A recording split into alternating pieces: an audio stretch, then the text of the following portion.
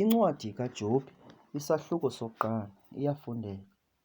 Kwabe kukho indoda ezweni lakwa-Uza egama linguYobe. Loo ndoda igqibelela ithe tye, imoyika uThixo, ityeka ebubini.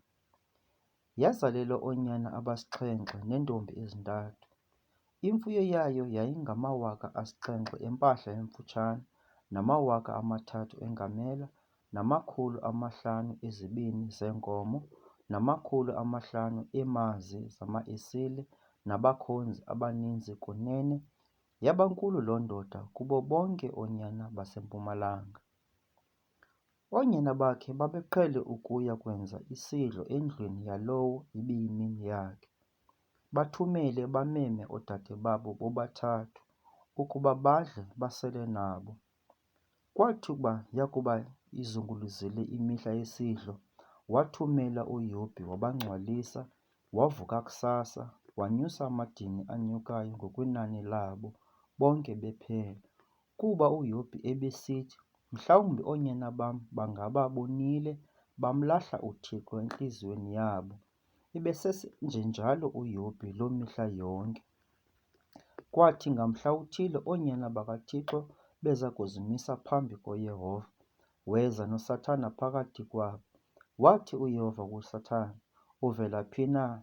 USathana wamphendula uYehova wathi, "Ekutyhuthya-tyhutyheni ehlabathini nasekuhamba-hambeni kulo."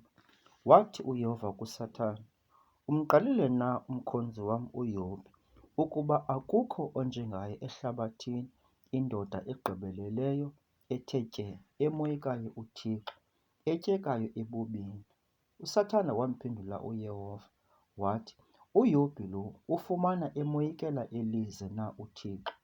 Akuthanga na wena wambiyela, wamjikeleza, wayijikeleza indlu yakhe, wayijikeleza into yonke anayo ngengca zonke, wawusikelela umsebenzi wezandla zakhe, imfuyo yakhe wayigqiba ilizwe?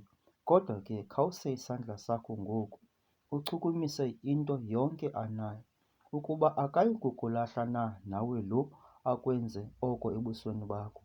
Wathi uYehova kuSathana, "Uyabona, konke anako kusesandleni sakho, ke kuye ngokwakhe musa ukusa isandla sakho."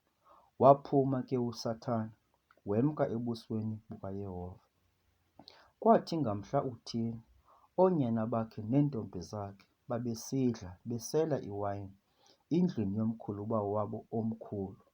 Kwaza umthunywa kuYobe wathi, "Iinkomo bezilima nama-esile ebesidla ecaleni lazo, agaleleka amasheba azithimba, ababulala abafana ngohlangothi lwekrele. Kwasinda mna ndedwa ukuza kuxelela." Esathetha lo, kwafika omnye wathi, "Umlilo kaThixo uwe ezulwini, wayitshisa impahla emfutshane nabafana, wabadla. Kwasinda mna ndodwa ukuza kuxelela."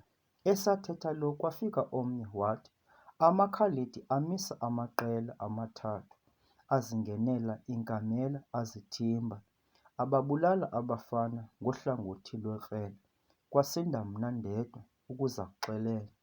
Esathetha lo, kwafika omnye wathi, "Oonyana bakho neentombi zakho bebesidla besela iwayini endlwini yomkhuluwa wabo omkhulu, nanku kuvela umoya omkhulu ngasentla, wabetha ezimbombeni zone zendlu, yabawela abafana abo bafa.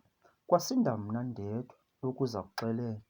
Wesuka uYobe wayikrazula ingubo yakhe yokwaleka, wayicheba intloko yakhe, wawa emhlabeni, waqubunda. Wathi, "Ndiphume ndize esizalweni sikama, ndiyakubuyela khona ndikwaze.